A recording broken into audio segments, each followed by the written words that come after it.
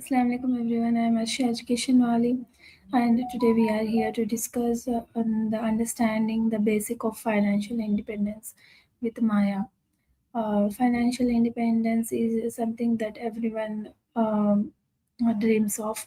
So, what are the challenges we face in this financial independence, and what are the basics of this financial independence? We are going to discuss with Maya. Um, so let's call Maya.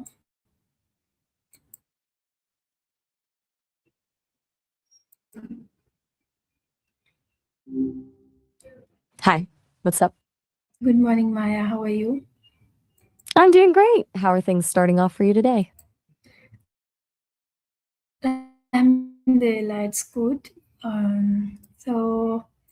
I want to discuss with you something like understanding the basics of financial independence. Are you ready for that? I am absolutely ready. Such a liberating topic. Where do you want to dive in first? The big picture philosophy of it or the actual mechanics of how to get there? Yeah. What is financial independence and why is it important? At its simplest, financial independence is the point where your assets generate enough income to cover your living expenses without you having to trade your time for a paycheck. It's important because it shifts your relationship with work. Instead of working because you have to survive, you work because you want to contribute or create.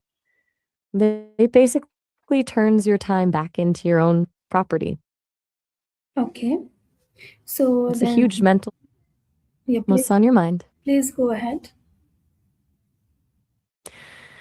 I'm all ears. Since we just touched on the why, we could look at the actual milestones of independence, like the difference between being lean and truly wealthy, or we can talk about the mindset of spending. Yeah. What Then feels more useful right now? what are the key habits of I'll take that as a financially independent people? Usually it comes down to a few common patterns. One big one is lifestyle inflation, where as soon as you make more, you spend more. So you're always just one paycheck away from a crisis. Then there's the habit of treating savings as whatever is left over at the end of the month rather than a priority. And honestly, a lot of people get stuck in the cycle of only knowing how to trade their hours for dollars without ever building something that makes money while they sleep. Does any of that sound like the traps you see people falling into most often? Yeah, I think so. So, how can students and teenagers start building financial independence early?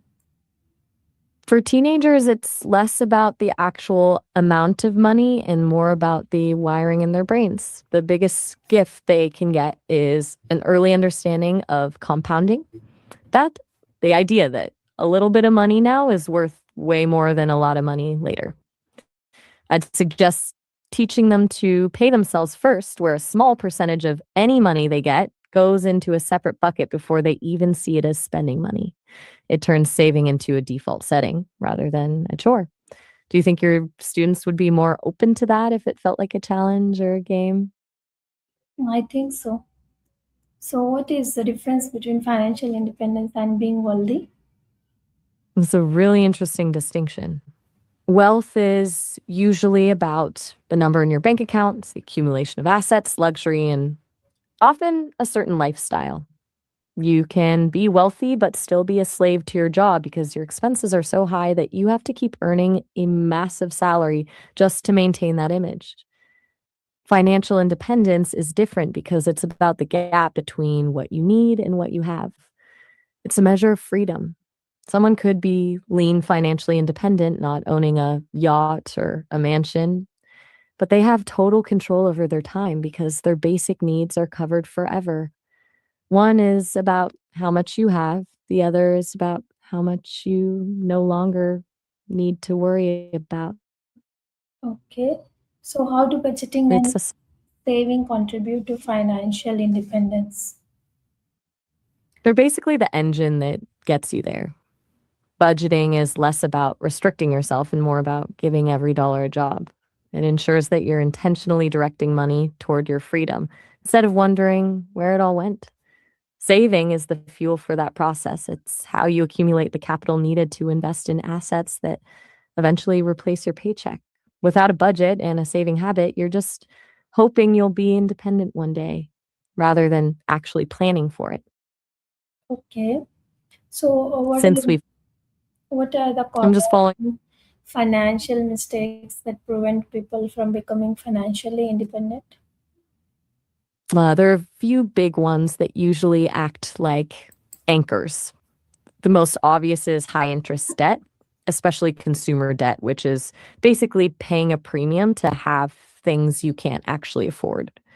Then there's the I'll start when I make more trap, where people delay investing for years, missing out on that compounding we talked about. But honestly, the sneakiest one is emotional spending, using shopping or luxury to soothe stress or signal status, which just keeps the cycle of dependency moving. Does one of those feel more common than the others in your experience? Yeah. It's a tough cycle.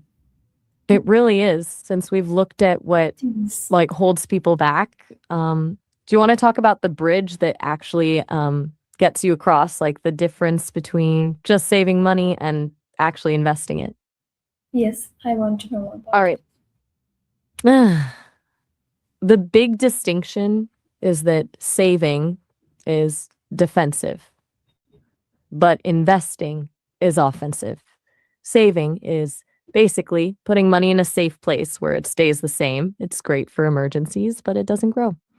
Investing is when you put that money into something like stocks, real estate, or a business with the expectation that it will increase in value over time. Saving protects your money, investing multiplies it. Exactly. Yeah. That's It's yeah. That's a great answer. I have. Okay. So then, how can invest? Sorry. What role does passive income play in financial independence?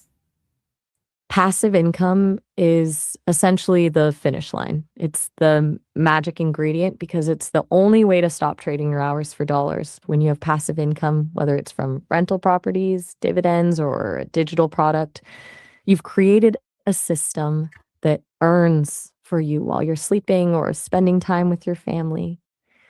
In the context of financial independence, passive income is what eventually replaces your salary, which is what finally gives you that total control over your time. Yes, exactly. But what about the loss we face in those investments? You're talking about the investments where we can multiply our money. That is the $1,000,000 question. The truth is, there is no such thing as a guaranteed win in investing. Risk is the price of admission for growth. If there was zero chance of loss, there wouldn't be any reward because everyone would do it. Okay. The key isn't avoiding risk entirely, but managing it through diversification, not putting all your eggs in one basket and only investing money you can afford to let sit for a long time. It's about playing the long game so that the overall trend goes up, even if there are some dips along the way. Okay. Since Um, we've covered the since we've covered the fundamentals. Do you want to wrap this up with a few practical first steps for a beginner? Or maybe yes. talk about the psychological side, like how to No, figure out what you're enough. I want to know the practical steps for the beginners. Let's get practical. The first step is always building a small emergency fund, just enough to cover a few months of basics so a flat tire doesn't ruin your plan. Once that's there, the next move is to track every single cent for 1 month, not to judge it, but just to see where the leaks are. From there, you start paying yourself first by automating a small amount into an investment account the second you get paid, rather than waiting to see what's left. It's a lot easier to build a habit when the computer does the work for you. Do you think starting Mhm. with an automated system would feel more sustainable than trying to Yes, remember to save manually? I think starting with the automation system is more sustainable because this is a digital era, right? Exactly. It's more of a digital advantage. Yeah. We live in a world where we can set it and forget it, which Takes Hmm. the willpower out of the equation. When you don't have to consciously decide to save every single month, you remove the temptation to spend it on something else. Okay. Thank you so much, Maya. Thank you for your insightful conversation on this topic. I hope everyone liked it and see you in the next session. Until then, bye bye. You are so welcome. I had a blast diving into this with you. I'll be right here whenever you're ready for the next one. Bye for now. Thank you, everyone, for joining with us in this a soulful conversation. See you in the next session. Until then, Allah Hafiz. Assalamu alaikum.